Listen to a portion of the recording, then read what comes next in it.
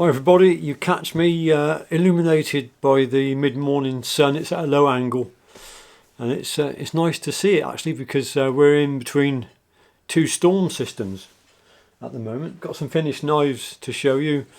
I've got 3 classics I finished now, and I've got 3 classics I'm building up and they're going to be finished next week. These are the last classic bushcraft knives I shall have this year. I won't have any more available till late January, early February at the very earliest. But I'll take you into the workshop in a minute and show you what I've got on the bench. Show you what I'm building up between now and Christmas. Carmen's come to see me. Whenever she hears me talking to the camera, she's got to make an appearance. Haven't you? Right. Down you go then. There's a good girl. Down you go. First of all, I built these knives I'm going to show you. These have all been sold. So the ones that are built have all been sold. This is a classic in AEBL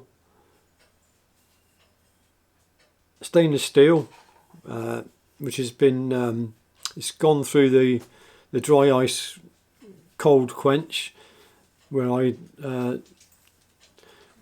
put the blades into a solution of dry ice and isopropanol alcohol. That takes the blade down to about -80, -90 degrees C, and it just imparts a bit of toughness. It's what the steel manufacturers recommend that you do, so that's what I do. When it comes to metallurgy, I'm not a metallurgist, and when it comes to heat treating, I just follow the manufacturer's data sheet. My thinking is that the manufacturers of the steel have put an awful lot of research and development into their steels. They've manufactured the steel, they know how best to heat treat it, so I just follow their recommendations. And edge retention and toughness on the AEBL is impressive. Right, so that's that knife. So this knife has stabilised maple scales, quad mosaic pins, a tapered tang. This is the unusual bit. I can't put it in the sheath because I've just wet formed this sheath, but this is a left-handed one. A left-handed sheath. So this one has already got the buyer, and they've bought and paid for this, so I've just got to wait for that sheath to dry, and then that knife gets posted out next week, early next week, to that customer. So there you go. I think it was James that bought that one.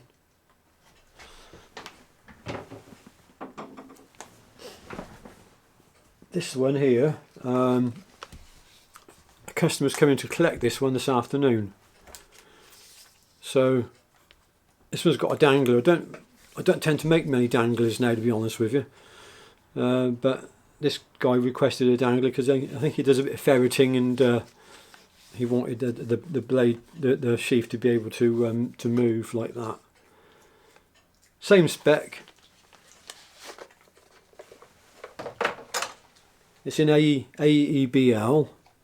If I move in, it's got fantastic, very tight grain.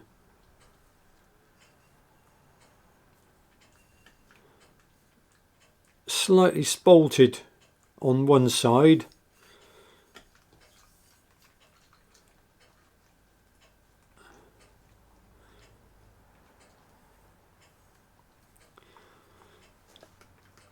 So this one, I'm not sure who's getting this.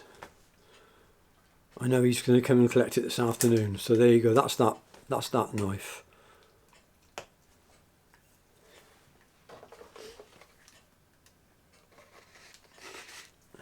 Onto the final knife. No, not the final one. Sorry, the almost final one. Right hand belt sheath.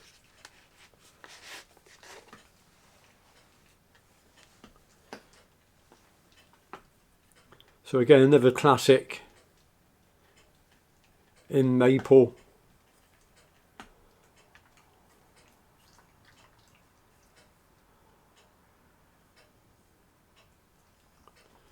And you can see a bit more spalting on this one at the back here. And that's all stabilised, so the scales are rock hard. Tapered tang.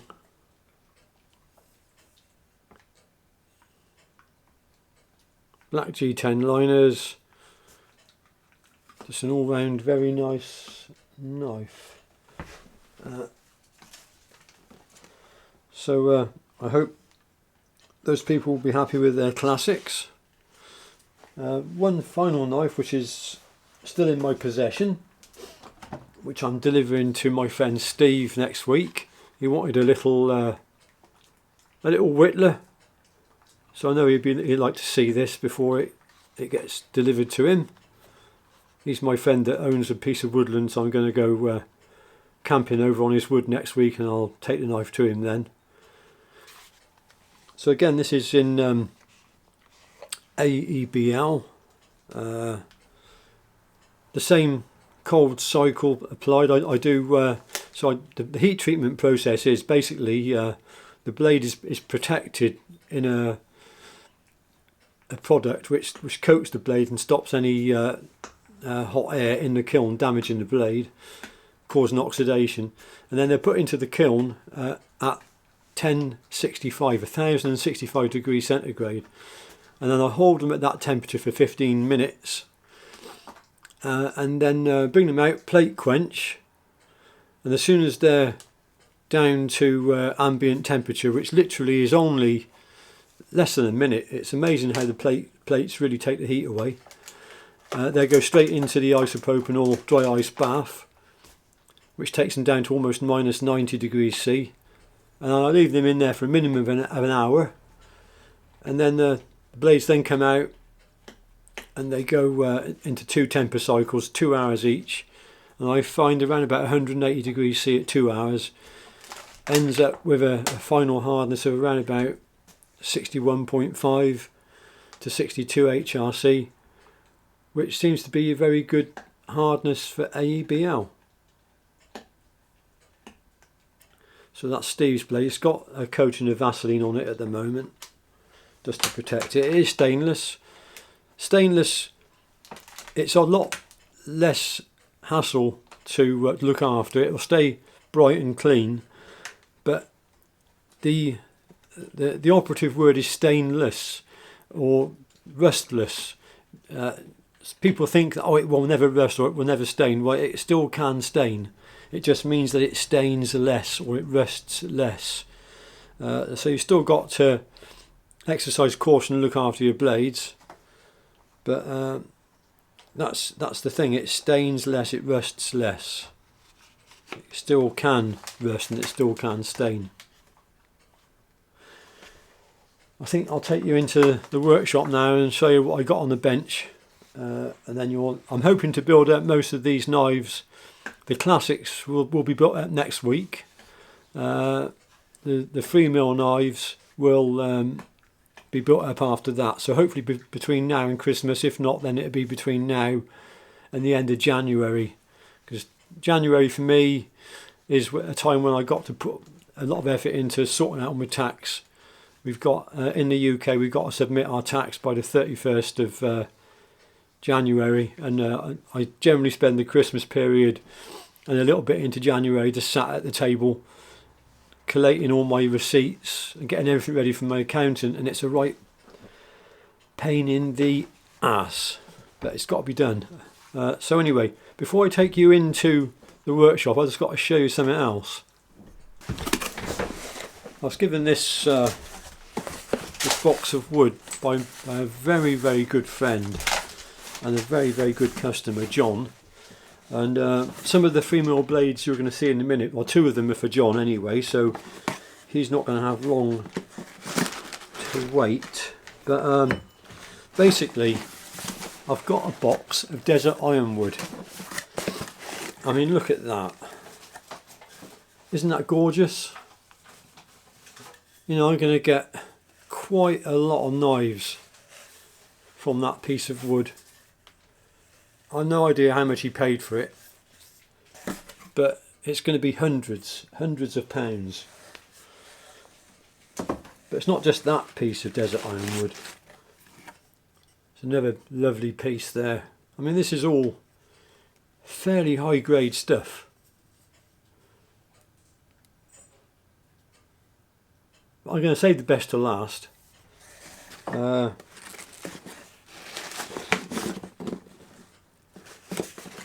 what have we got going on here? Yeah, lovely. Another piece there, look. Get the camera to focus on it. Another piece there. Look at that.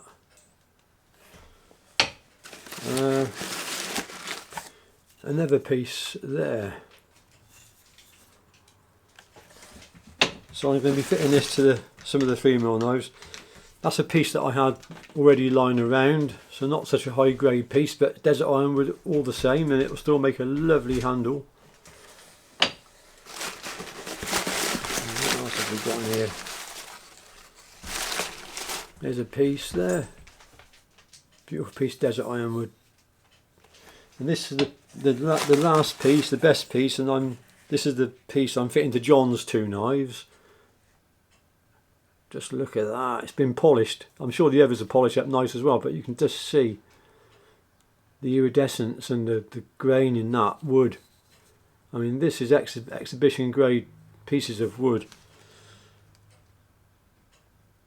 I've no idea what a piece of wood like that's possibly 100, 120, 150 pounds worth.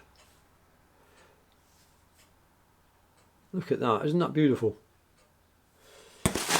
So that's some of the wood that I'm going to be fitting to these 3mm knives. They're not going to be cheap, unfortunately, because they are going to be top spec. They are AEBL. They've gone through a lengthy process of heat treatment. Well, they will do, but I have not heat treated these blanks. I'm going to show you in a minute. But they're going to go through all the magic that I put them through, and they're going to come out as superb pieces of work. So I'll take you into the workshop now and show you those blade blanks that I'm working on. Well, this is all the 4mm knives that I've got on the bench. I've got 3 classics, so you can see what they're like. These have all got tapered tangs. They're all ground. I just got to finish the grind on a finer grit, finish the hand rubbing off on them, fit the scales, shape the scales. So there's not too much more work to do. Probably about 3 hours, 3 or 4 hours work on each knife to get them finished. So there's 3 classics. They've all been drilled for mosaic pins as well. This is an extra large classic. I don't do many of these. A very good customer has requested one, so you can just see it's a bit bigger in all dimensions than the actual standard classic. So there you go, that's the classic extra large. Again, that's got tapered tang. I got a couple of camp knives ready to be built up as well. You can see that this one's got smaller holes, this one's got larger holes. So this one's been drilled for mosaic pins, and this one has been drilled for Loveless bolts. So again, about another 3 or 4 hours work on those to complete those. So that's the 4mm knives on the go. So these are all my 3mm knives, and these haven't been heat treated yet. There's no bevels ground on them. In fact, hold on a sec. Yeah, got a piece there. So basically, they started life like that, a piece of AEBL steel, which I then put engineers dye on it. Then I scribed the outline of the knife using a template. These are my templates. So I overlaid the template, scribed the outline. I've got lots of videos on the channel showing all those processes of building the knives. So if you want to check through the, some people call it the back catalogue, then you'll see all the information and the way that I build my knives there. So I've got to the stage of drilling the handle holes, gone around the profile. These are now, next process for these is heat treatment. So that's a Wasp extra large. It's a small neck knife. I did a smaller version of it, but I kind of dropped that now in favour of the slightly longer handle. I've got a Hornet, which is a slightly longer blade. This one's for John, who sent me that lovely desert ironwood. Whilst we're talking about John also wants a hunter-gatherer, so I got a couple of hunter-gatherers on the go. There's one there and there's another. So these are both already got buyers waiting, so there'll be no hunter-gatherers available. A knife I haven't built for a while, which is really quite a beautiful little knife, I think. It's the Bibby knife. It's smaller than a classic. Yeah, and the camera's not focusing on. It's not focusing where I want it to focus. Come on, camera. I don't think it's going to do it. Anyway, that's the Bibby knife. Slightly smaller than the classic. Can I show you a comparison? Let's have a look. Yeah, there's the classic template. All my classics are cut from that template, and so there's the Bibby knife by comparison. It's slightly smaller, not a lot, just a little. Slightly smaller blade.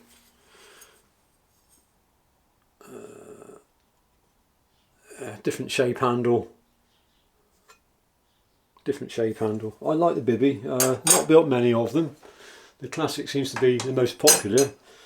I think that's thanks to Ray Mears and the Woodlaw knife. Everyone seems to want that style of knife. But anyway, that's the Bibby. So I got a couple of them on the go. I've also got a couple of Whittlers. So these all need heat treating, grinding, a lot of work. I don't know if I'm going to get any of these finished this side of Christmas, to be honest with you. It'd be good if I could, but it just takes me so long to do it. I have a lot of other things on the go as well.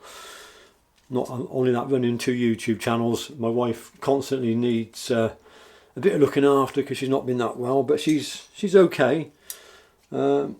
Dogs need walking, and life in general just got to be lived, hasn't it? So yeah, that's it from here. I'll try and do a video between now and Christmas. I'll try to. If I don't, then I wish you all a really nice happy Christmas, Merry Christmas, whatever, and I hope that 2025 will bring us all a bit more peace, hope and prosperity in more ways than just financial, because it's been a bit of a rotten old 2024 looking back on it for a lot of us, hasn't it, really? So anyway, thanks for watching. As I say, I try and do that video before Christmas, but I can't promise. So thanks for watching, and I'll see you when I see you. Bye for now.